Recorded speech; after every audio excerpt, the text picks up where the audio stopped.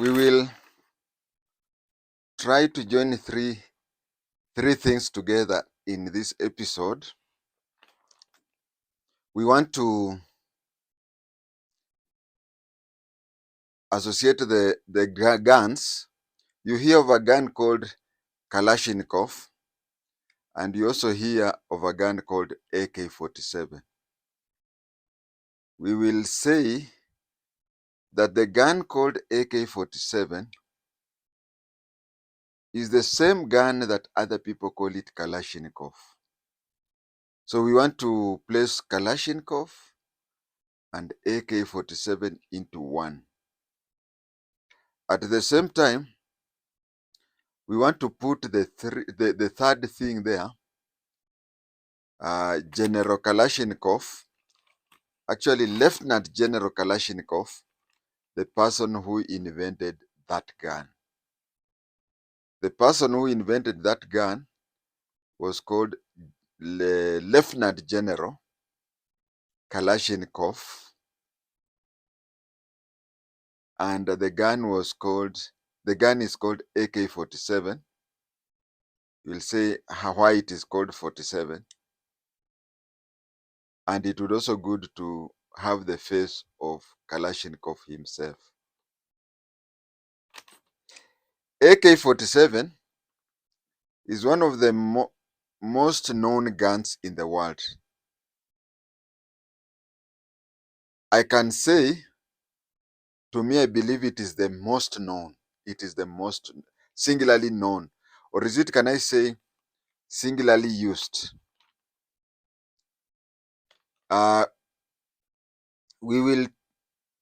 Some people call it Kalashnikov, as I said. And you know, Kalashnikov is the name of the person who invented it. If it were me who invented it, it would be known AK-47 or JI-TENGE.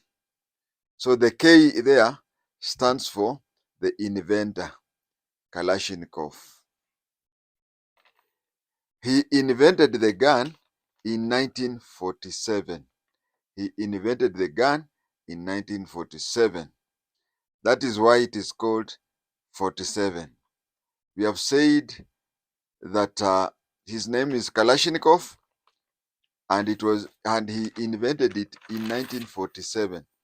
Actually, he invented it a few years before, 2 or 3 years, but the final model, which we still use it up to today, was there in 1947, and it is in 1947 that it was called AK-47.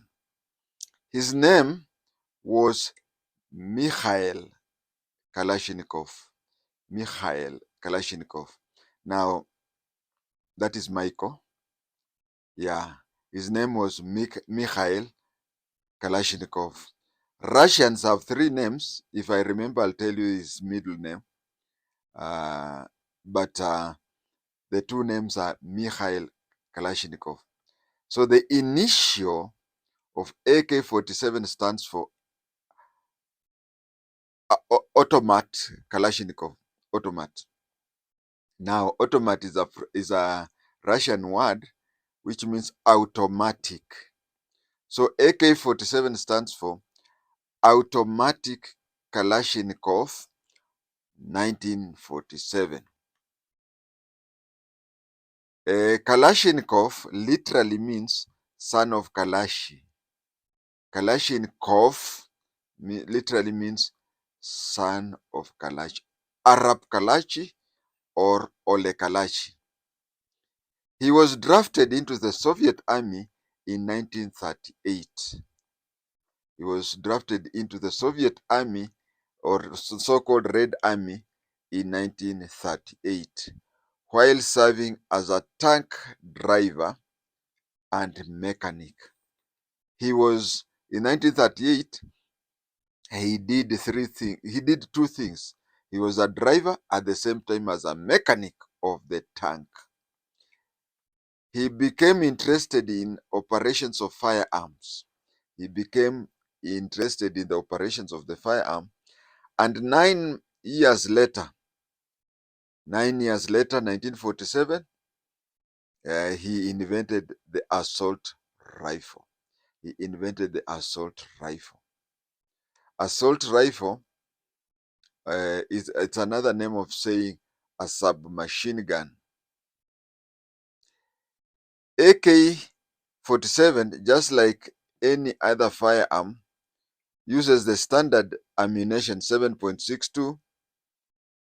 Later on, the AK-47 was modeled in various formation, just like G3 and other firearms and FN and whatever. Let me use the word G3 because if I talk of FN, Fabrice National, if I talk of Fabrice National, you'll not understand. If I talk of LIA1, not understand. But many people know of G3. We have G3, the standard firearm. We have a submachine gun of the G3. We have a light machine gun of G3, and so on and so forth. So, Mikhail, I nearly said Mikhail Khobrachov, Mikhail Kalashnikov invented the assault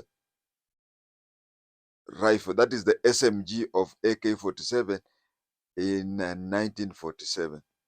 Later, the Soviet army, using that technology, came up with various firearms like light machine gun, SLR, self-loading machine gun, whatever. But I can say that the initial firearm that Mikhail Kalashnikov made in 1947 was an assault rifle, which you can call it SMG, submachine gun. He later, he was proud of his invention. He even once said that if he were born in Western country, he would have patented the gun. But in Soviet Union, like any other communist country, the government patents the thing. He also felt sorry for its mass production and the many deaths that it led to its cause. The gun was so simple and also an individual not having its pattern, it led to a lot of people doing mass production. And mass production, if he were in Western country, he would have been rich because of a pattern thing. Let us take an example of Coca-Cola. Coca-Cola was made, I don't know which year, but it was so patterned that today you cannot ape the Coca-Cola. Actually, if you start your own Coca-Cola factory here, the ingredients are brought in from Atlanta, Georgia. So it means that the owner, although dead, of Coca-Cola, still has the pattern, or his inheritors took the pattern and they are making millions of shillings, millions of dollars, or can I say billions? So his first job was as a tank mechanic. I had said before, but I repeat that he was. Nowadays you find that in formations, military or anything, a mechanic and a driver are two different people. You may find that a place like Langata Barracks, there is how many mechanics who are just there, and there are so many drivers, so that when the vehicle has a problem, they bring it to the garage and whatever. But those years in 1947, 1930s, when you are employed as a driver, you have to be employed as a mechanic. Yeah, he started off first of all as a tractor mechanic. He started off as a tractor mechanic and later graduated to be a tank mechanic. In the factory that he was a mechanic, tractor mechanic, there is a Communist Party organizer who noticed his competent and ordered him to work at a nearby arms factory. Yeah, I say a communist party organizer. These are spies. These are people like the special branch or NIS. During my time in the special branch, I don't know whether NIS does that. We were encouraged to identify people with the talent in the intelligence, forward their names, and then from there, convince those people to join the intelligence. I don't know whether the NIS still does that.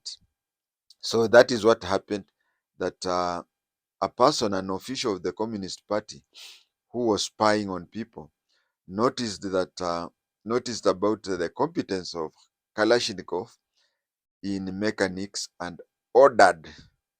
Remember, I said special branch, you encourage the person, isn't it? But here, ordered him to work at a nearby arms factory. Special branch, we were told to encourage, tell the person, whatever. But you can see from the Communist Party, the organizer noticed the competence and ordered him to work in a nearby arms order. It's different from a special branch, because special branch, you are to convince. They used to We used to call it talent spotting. You spot the talent of somebody and then tell him, so join kazi ya intelligence. But here he was ordered. That was in 1938. He was conscripted into the army. Conscripted into the army. Now, conscript are people who join the army whether they like it or not. But if you want to join the army willingly, it is called recruited. So when you hear somebody has been conscripted, it means that he or she had no otherwise. So the Communist Party noticed him and ordered him to go to work at a nearby whatever. But you see, we even have a bullet factory in Kenya. Is it in Eldoret? Yeah. I think I don't know, but I think the Kenyan bullet factory also employs civilians. I would not be surprised if that military factory employs civilians. But in Soviet Russia or the Soviet Union, for you to work in a weapon factory, you had to be conscripted. He had to be conscripted into the army. Because of his engineering skills, he was assigned tank mechanic and later became the tank commander. He was so good in mechanics in the tank. He was so good in mechanics that he was assigned to be a mechanic of a tank. Remember, we have people in the army who are drivers of Land Rovers. Is it Land Cruisers? During our time, it was Land Rovers. You cannot compare that one with a tank driver, do you? So he was, and we have mechanics who repair military Land Cruisers. You cannot compare that mechanic with the mechanic who deals with the military tanks. So he went and he joined the tank battalion as a mechanic, and later was promoted and became the commanding officer of the tank battalion. He was not just concerned with the tanks, but even small firearms, earning him the right to watch, the right to rise up to the rank of a commander. In June 1941, he was wounded and was hospitalized until April 1942. In 1941, he was wounded and he was taken to the Air Force Memorial Hospital. Yeah, I can say he was taken to the Air Force's Memorial Hospital. Between June 1941 and April 1942. There are some things which happen, bad luck to you, but it later comes to be good luck to humanity. Because if you would not have been wounded, those are how many months? Those are 10 months. Because from June to December, that is 6 plus 4, 10 months. He was hospitalized for 10 months. When he was hospitalized, he he overheard fellow soldiers bemoaning of the rifle jamming and etc. So when he was there in the hospital, the soldiers were saying, hii bunduki ukitumia inakwama kwama sijui nini, and he was very concerned. Soon after he was discharged, he went on to work for the Invention, which later came to.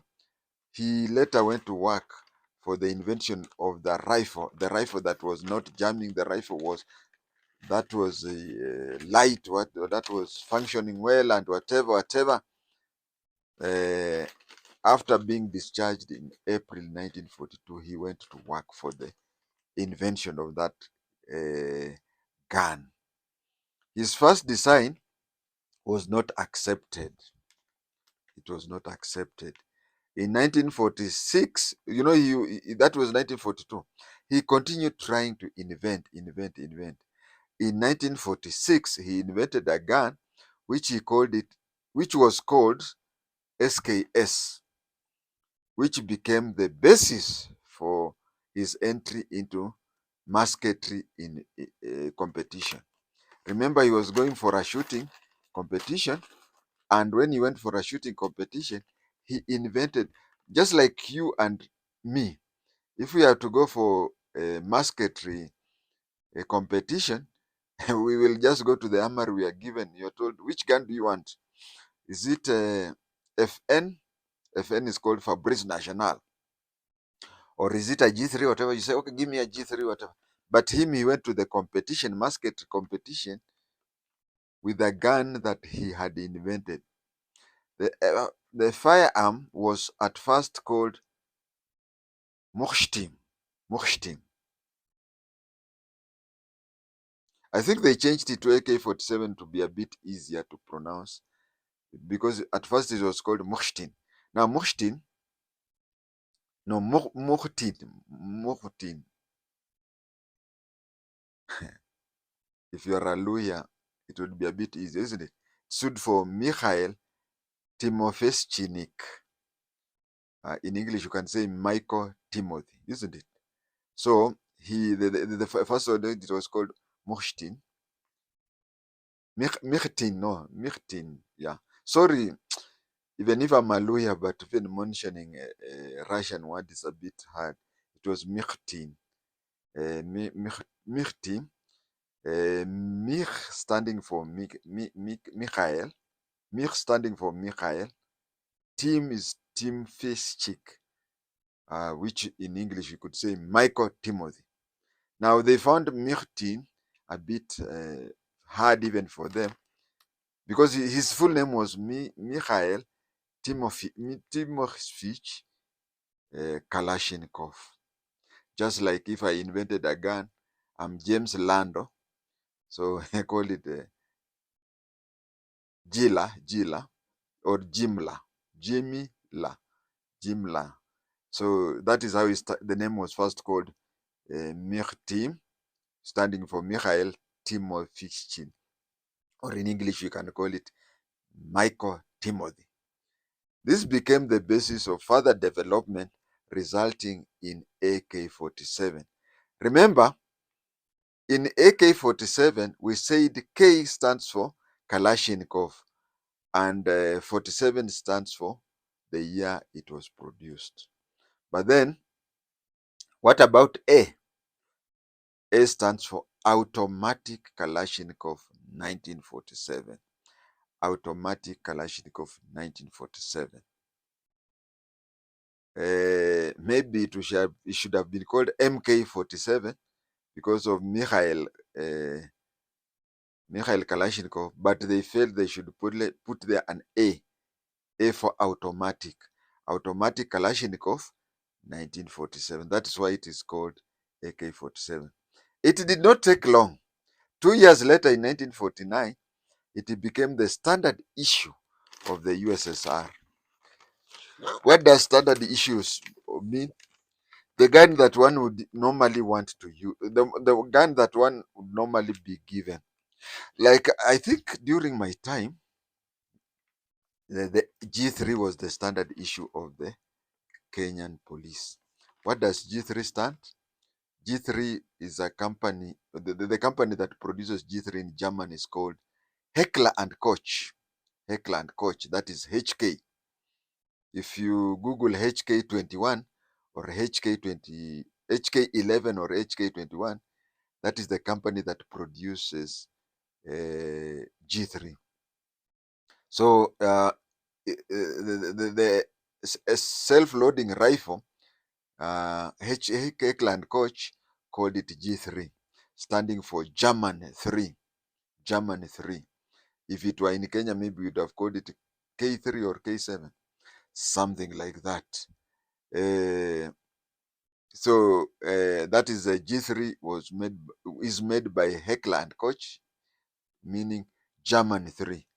But in USSR, which today is now called Russia, the standard gun, just like the with standard gun in the Kenya Police Force, I don't know whether Kenya Police have still use it, was G3. And in 1949, the AK-47 became the standard issue gun. The gun that you'd normally, over 80% of the time it's being used, was AK-47. Mikhail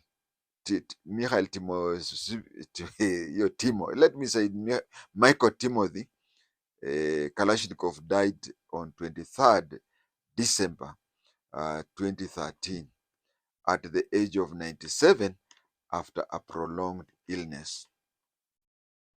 AK-47 is one of the easiest rifles to get because of various reasons. If anybody asked me what the best gun that I would go for, I would go for a G3 or FN, Fabrice National, from Scandinavian country. I also admire the current guns that are called Scorpion submachine gun, even though I need to be trained. If I'm given that one, I've not handled it. I need to be trained. But most people prefer AK-47, even though it is a very old gun. It is a gun that was manufactured in 1947. They are very light. That is why some people like it. You'll find that carrying a G3, it is very heavy. You get tired. But AK-47, they are very light. They are easy to repair. Remember the gun called FN or LIA, that is from Scandinavian countries. When they are wet, they would not work until repaired. And even a small functioning, you find that most guns you have to take it to the armorer to repair it. But AK-47, repairing, even modifying and whatever, where you replace some parts with your whatever, it is very easy with AK-47 than any other gun. Passing through border points and whatever, it is harder. I'm not saying it is impossible, but it is harder as compared to other guns, other rifles. It is cheap to buy because of its prototype. You can buy an imitated AK-47. As I said, the fellow never patented it. And so very many factories came up and started mass production. They are not as strict as other firearms in things such as EUC.